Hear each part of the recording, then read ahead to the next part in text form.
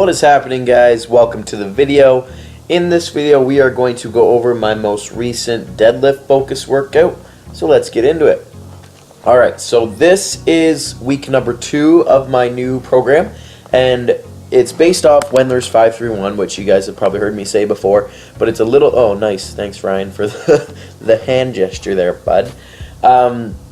It's based off of Wendler 5-3-1, which is a strength training program. It's worked for me in the past, so I'm running it now, but it's a little bit different. It is actually, I think the official name is Wendler 3-5-1, so instead of 5-3-1, it's 3-5-1. So this was week 2, which is actually a little bit lighter than the first week. So the weights aren't as heavy, which is kind of nice because in the previous, like the original 5-3-1, you work up each week. So week 1, 2, 3, you progressively get heavier. This way, on 3-5-1, you start heavy, and then you have this week 2 here that's a little bit lighter, and then the last week is the heavy week. So you kind of get a little break on your body, which is kind of nice. So we started with deadlifts, working for 3 sets of 5 at 65, 75, and 85% of my training max. My training max for my deadlift is 410, and that's based off of a max of 455 pounds. So first set, we had 265 for a set of 5. Second set, we had 305 for a set of 5. And then here we've got my last set, 350 for a set of 5, which is moving really well. I don't even know what Ryan's doing over there. The weight felt really good, and I was just really happy with how everything moved with those deadlifts. I didn't have anything in my lower back act up. Knees felt good. Everything actually felt pretty mint, which is rare for me, but I think the extra mobility work is really starting to pay off, and my body just is feeling quite good. So after the heavy deadlifts to start, we went into the cluster sets, the accessory movement, some conditioning work.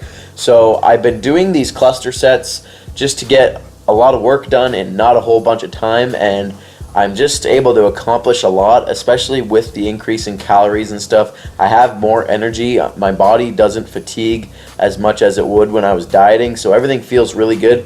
And then, of course, some conditioning work just to get the heart rate up, keep me moving. I want to become more of an athlete, so I've thrown this conditioning work in, and as you can see, I'm not the best of skippers yet, but we're working on it. So the first cluster set was front squats for sets of 5, pull-ups for sets of 10, and then skipping 50 skips, however long that took. I was doing better as the workout went on, but skipping is still something I need to work on. For the front squats, we had 185 for the first set of 5, and then since it felt quite light, I opted to go up to 205 for the last 2 sets of 5. You're seeing 205 right here. As you can see, my wrist and forearm and all that stuff, my mobility isn't the greatest through my arms, but I'm working on it. I'm hoping that the more and more I do the mobility, the more I do the stretching, the front squats will get easier. I'm able to cheat it and sneak my, first, well, I guess it's my middle 3 fingers in under the bar to hold the bar up, but it's just not ideal, and it doesn't hurt, but it's not as comfortable as it could be. So hopefully the more I work on that mobility, it'll help. Pull-ups is something I always do, whether it's prep, whether it's strength training or maintenance phase, whatever it is, I keep pull-ups in there. So I've been doing sets of 10, but I think starting next week I'll add some weight in there and really focus on getting that pulling strength up. And as I said, skipping was for a couple sets of 50 skips. I don't think I skip as well in my Olympic shoes, the shoes that I'm wearing for the front squats. I don't know if it's because they're a little bit longer, so my toe catches the skipping rope or something, but when I wear my wrestling shoes, which is the ones that I was wearing when I was deadlifting, they're flatter and smaller and they fit really snug, so I just think that my toe gets caught on the skipping rope or something. But anyways, this could be just a random excuse, and I just really suck at skipping. On this day as well, Carrie was doing some deadlifts and accessory work. She's doing a little bit different stuff. She worked up to, I think she got 175 for a single on the deadlift. She wanted to get 200 today, but it just wasn't in the books. She hit 180 last week, which is an all-time PR for her. She's never gone over like 135, so she's really getting into the strength game too. And then she did a little bit different accessory stuff. She had some cable rows, and I know she did a little bit of squatting. She did some skipping too, but she didn't do what you're seeing here, which is a good morning. this was the start of my second cluster set. So we had good mornings, walking dumbbell lunges, and then the freaking rower, which if you've never used a rowing machine, guys, and you really need your ass kicked on some cardio, I encourage you to try this out.